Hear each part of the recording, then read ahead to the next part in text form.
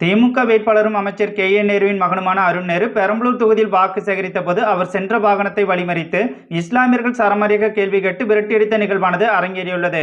குறிப்பாக திமுக ஆட்சிக்கு வந்த 3 ஆண்டுகளில் திமுக அமைச்சர்களோ எம்எல்ஏக்களோ தொகுதி பக்கம் எட்டி கூட பார்க்கவில்லை. தற்போது ஓட்டு கேட்க மட்டும் வந்திருப்பதாக கூறி அருண் நேருவிடம் வாக்குவாதத்தில் ஈடுபட்டதால் பரபரப்பு ஏற்பட்டது.